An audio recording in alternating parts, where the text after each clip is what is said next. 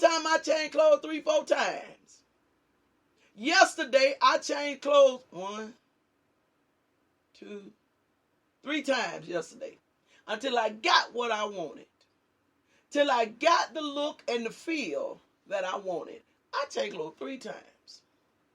So when I hit that door and I gave it a thumbs up, I wasn't worried about nobody else. I wasn't worried about nobody else at all. So a dude can't sit at the table with me, can't call me on the phone or approach me, talking about, you're a beautiful young lady. I'm waiting on the next sentence. I'm already waiting on the next sentence after he said, yeah, let me get mad. Let me get out of here. Y'all think I'm playing. I told y'all I live this.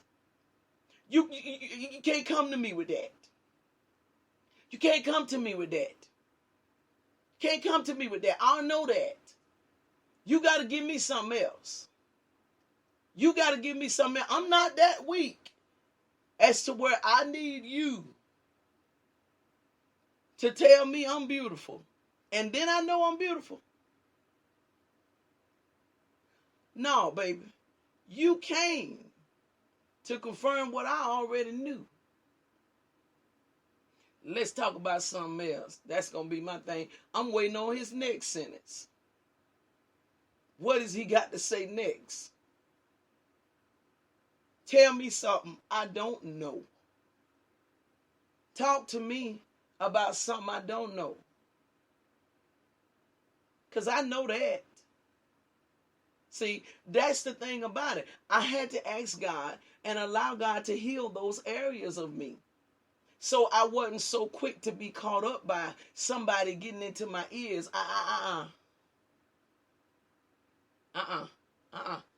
Ladies, please. Please. I would say if you need me to encourage you or to, help you, mentor you or whatever in that area, just let me know. But I ain't going to even say that because you'll be crying because you'll think I'm so hard on you. You'll think I'm so hard. But, for those of you that can take it being hard, holler at me. I helped you. I don't mind. I don't know how much longer the Lord is going to allow me to be single. I don't know. I've said to him, hey, listen, as long as you take care of me, and he's been doing a wonderful job of that. Do you hear me? He does a wonderful job of that, and I'm very grateful for the fact, because I said to him, if you take care of me, I'll work for you, and I meant it. I meant it. I will preserve myself, allow myself to be preserved. Listen, hear what I'm saying to you. They say the Lord will keep what wants to be kept. Yeah, that's true. But let me show you the other side of it. You got to keep you too. You are responsible for keeping you too. I keep me too. I keep me too. There is a part of you and I that God can't do nothing with. And that's called will. Lord Jesus. I shouldn't have came in here tonight, should I, y'all? I shouldn't have. Jesus Christ. There is a part inside of all of us called will. He can't do nothing with that part. He can't do nothing with that part. I have to deal with my will. And so I have to deal with my will. And so in my dealing with my will, I had to make the decision, as Daniel did, and purpose in my heart that I'm not going to do that. I'm not going to allow myself to be contaminated. I'm not going to allow myself to become defiled. Let me show y'all what Daniel said. Daniel chapter 1 verse 8. Check out what he says. It says, but Daniel purposed in his heart that he would not defile. There's the word defile right there. He says, I'm not going to defile myself. I'm not going to do it. Everybody always running around talking about God, I want you to do, God do this and then God do that. You want God. You know you got to do it yourself. You just trying to use that as a method of trying to have conversation and trying to sound so super spiritual. No. There is obligations that you have. There are things that you are obligated to. You have an obligation to build yourself up. The book of Jude, verse 20, says this. It's only one chapter there. Build yourself up on your most holy faith, praying ye in the Holy Ghost always. You have a responsibility. I have a responsibility to keep myself. Because why? I love myself. I love myself. I care about myself. I ain't with. I love me. So when I honestly sit here and tell you, looking dead in this screen, God is not the only one keeping me. I'm keeping me too. I'm keeping me too. I don't want it. I don't want it. Why you don't want it, Pastor Lee? That word defile. That's why I don't want it. That word defile. That's why I don't want it. I don't want it. I like being clean. I like being clean. I like what I feel. I like it. I'm no knocking on nobody else that don't. Maybe some folk don't want to be clean, but I like it. I like being clean. I don't even like to be musty, in the natural or whatever. I don't like it. I don't like it. I like being clean. So I have no problem bathing in the natural. So I have no problem bathing in the spirit. I don't like it. And the more I develop, the more I want to be clean. The more I want to be fresh. The more I want to have the fragrance of God. The more I want it. The more I want it. Daniel said, I purpose in my heart that I'm not going to defile myself with the portion of the king's meat, nor with the wine that he drinks. Therefore he requested of the prince of the eunuchs that he might not defile himself. He says, look, you might as well go on up there and tell the head honchos, I'm not eating that food and I'm not drinking that wine. You might as well go on and tell them, buddy, because I'm not doing it. I'm not doing it. And let's look on a little further. Let me show y'all what happened. It says Daniel, in verse 9, it talks about how God brought Daniel favor and tender love with the prince of the eunuchs, because they were so in awe of the fact that he would stand bold like he did. They were just in awe of the fact, this man is bold, man. This dude is talking about what he ain't gonna do. Now, all of us are sitting here feeling honored that we get to eat the king's meat and get to drink the king's wine, his drink. But this cat said, I don't want it. Ooh, who is this cat?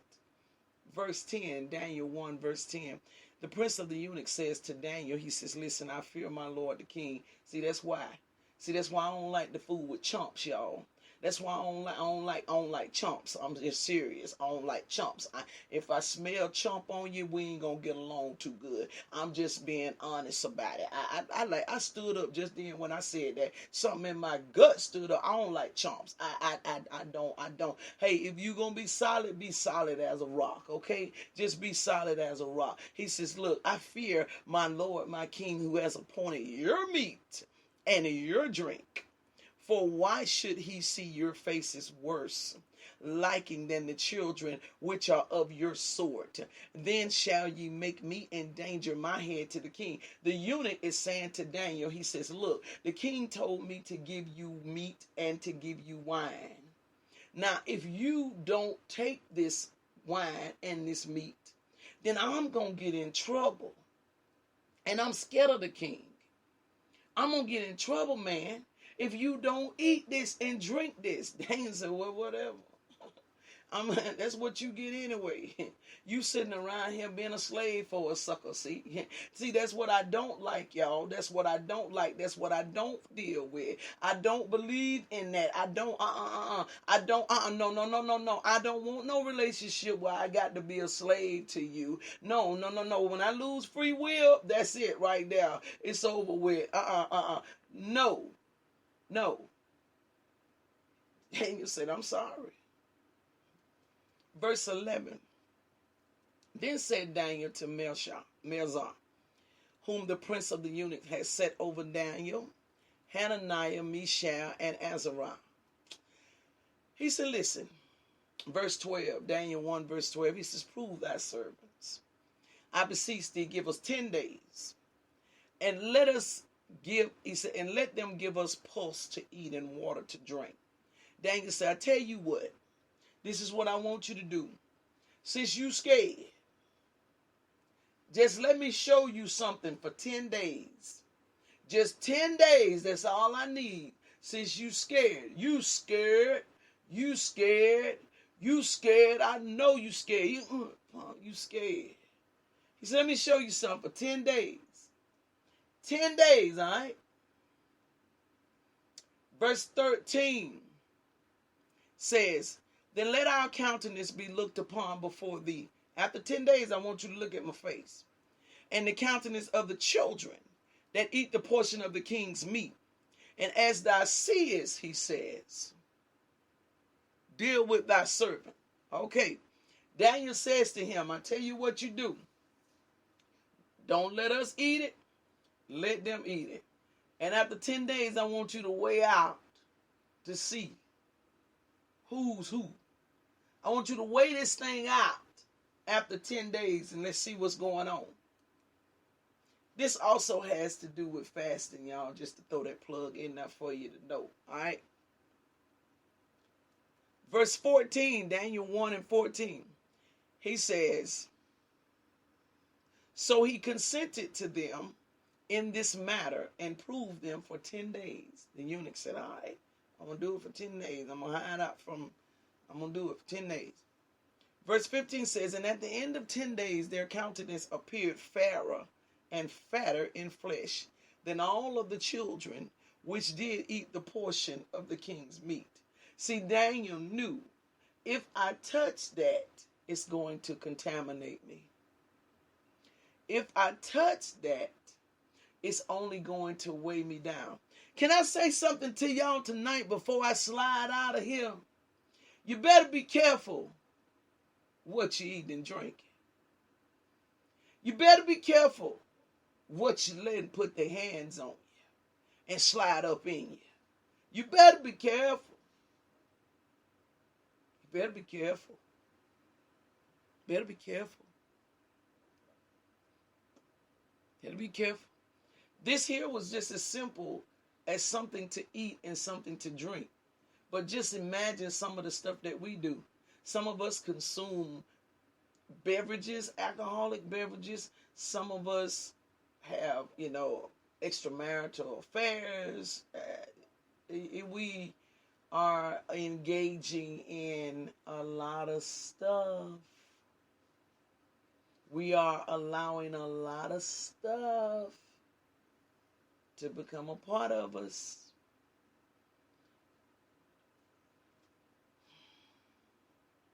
It said Daniel them looked better than the children that ate the meat and drunk wine.